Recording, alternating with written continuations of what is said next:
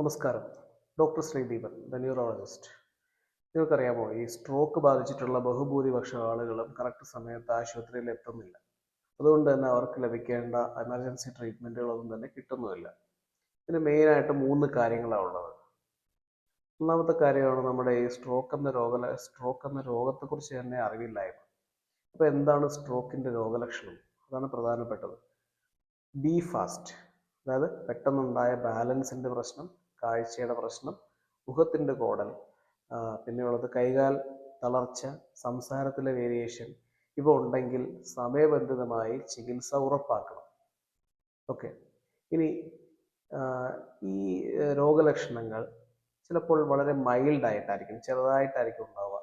അപ്പോൾ ചിലപ്പോൾ ആളുകൾ വിചാരിക്കും എനിക്ക് വലിയ കുഴപ്പമൊന്നുമില്ല, ചിലപ്പോൾ കുറച്ച് കഴിയുമ്പോൾ ശരിയാകും, ചിലപ്പോൾ ഇതൊരു ക്ഷീണമായിരിക്കാം, അല്ലെങ്കിൽ നാളെ പോവാം, ഇങ്ങനെയുള്ള രീതിയിലേക്ക് അവർ ചിന്തിക്കാൻ സാധ്യതയുണ്ട്.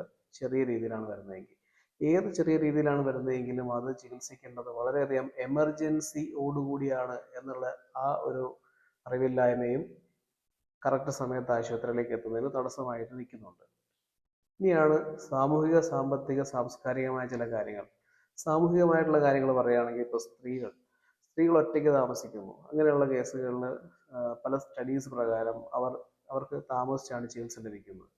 പിന്നെ പ്രായമുള്ള ആളുകൾ, ഇൻസ്റ്റിറ്റ്യൂഷണലൈസ്ഡ് ആയിട്ടുള്ള ചില പ്രായമുള്ള വൃദ്ധർ, അങ്ങനെയുള്ള ആളുകളിൽ ചിലപ്പോൾ താമസിച്ചേ ചികിത്സ ലഭിക്കാറുള്ളൂ. പിന്നെയുള്ളതാണ് നമ്മുടെ എഡ്യൂക്കേഷൻ, ലെവൽ ഓഫ് എഡ്യൂക്കേഷൻ. അതായത് ഇപ്പോൾ വിദ്യാഭ്യാസം കൂടുന്നതനുസരിച്ചിട്ട് വിദ്യാഭ്യാസം കൂടുതലുള്ള ആളുകൾ പെട്ടെന്ന് രോഗത്തെ തിരിച്ചറിയുകയും ആശുപത്രിയിലേക്ക് എത്തുകയും ചെയ്യുന്നതായി കാണപ്പെടുന്നുണ്ട്. പിന്നെയുള്ളതാണ് നമ്മുടെ സാമ്പത്തികമായിട്ടുള്ള കാര്യങ്ങൾ. ഇപ്പോൾ പൈസ ഇല്ല എങ്കിൽ, ഇൻഷുറൻസ് ഇല്ല എങ്കിൽ ആളുകൾ വിചാരിക്കും എന്തായാലും ഇപ്പോൾ അങ്ങോട്ടുള്ള യാത്ര തന്നെ ഒരു ചിലവാണ്, ആശുപത്രിയിൽ ഭീമമായ ചിലവുണ്ടാകും, അപ്പോൾ ഈ കാര്യങ്ങളൊക്കെ ഉണ്ടെങ്കിൽ അവർ വരില്ല. പിന്നെയുള്ളൊരു പ്രശ്നമാണ് ദൈവകോപം, അല്ലെങ്കിൽ വേറെ ഒരു ശാപം. ഇങ്ങനെയുള്ള രീതിയിലൊക്കെയാണ് ചില ആളുകൾ ചിന്തിക്കുന്നത് ഈ രോഗലക്ഷണം വരുമ്പോൾ. അപ്പോൾ അതുകൊണ്ട് അവർ ചിലപ്പോൾ നാട്ടുവൈദ്യൻ്റെ അടുത്തോ മറ്റുള്ള ചില സ്ഥലങ്ങളിൽ പോവുകയും ചെയ്യും. അപ്പോൾ അതും തടസ്സം ആണ് ആശുപത്രിയിലേക്ക് എത്തുന്നതിന്.